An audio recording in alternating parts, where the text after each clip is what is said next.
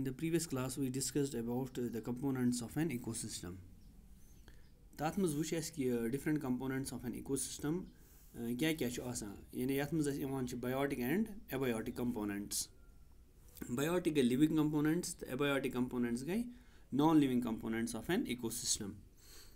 So as wuchu is a classic example of an ecosystem, that muz wuchu is pond, a freshwater pond.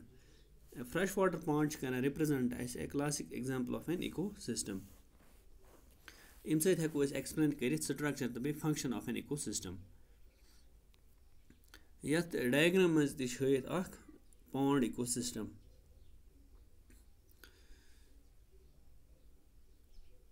Agar is god wucho atmaz imi atmaz kam components cha asan. Is nimo godet imik abiotic components yim zan yat ponds maz asan chu. Atmaz kya kya abiotic components? Abiotic components man cha atmaz yawan simple inorganic substances yim atmaz yawan cha like ab yus atmaz cha carbon dioxide, oxygen cha the baky compounds and organic substances yim suppose is nimo kaise amino acids, humus etc. Sari cha yawan abiotic components of this ecosystem. Yani at ponds man yim sari abiotic components. Ithai pait yus atmaz light yani aftabich roshni या temperature या बाकी climatic conditions यम छ यम इन पॉन्डिक regulate करन functions तम सारी छ यमने abiotic कंपोनेंटन मंज. अच्छा बे वुचो अस अथ मंज वगर छो इन पत बायोटिक कंपोनेंट्स यम अथ पॉन्ड इकोसिस्टमस मंज इवान छ. इमिक बायोटिक कंपोनेंट्स छ अस इवान प्रोड्यूसर्स बे variety of consumers. Goodness agar we show producers, atmas kus producers ch.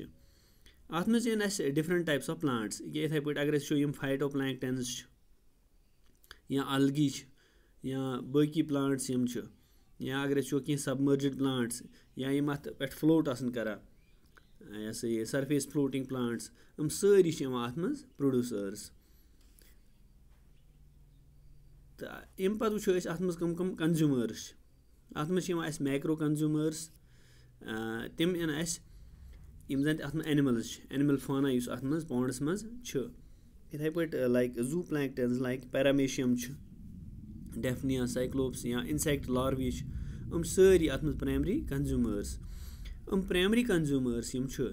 Yani phytoplanktons ch ya yum like organisms ch, paramecium वगैरह.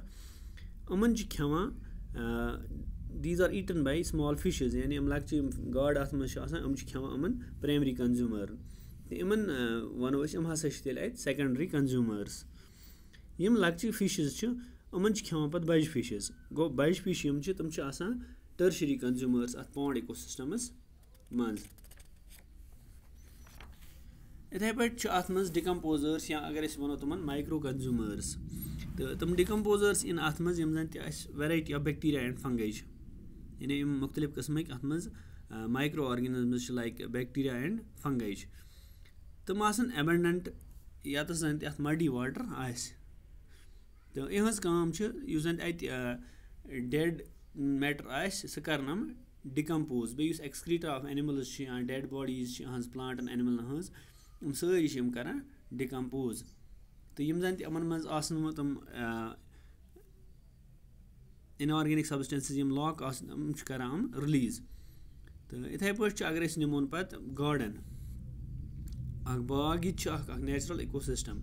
The emic biotic components agar is wucho tum ch emic ya emic producers agar is wucho tum ch grass flower ch ya baki plants ch consumers tish atma asan like animals like insects, earthworms, frogs. Be atmas asan decomposers like bacteria, fungi. These three functional kingdoms of garden ecosystem interact and or they are interdependent upon one another. The growth, reproduction, by other activities are affected by the abiotic components of the garden. This represent a classic example yani pond agression of an ecosystem.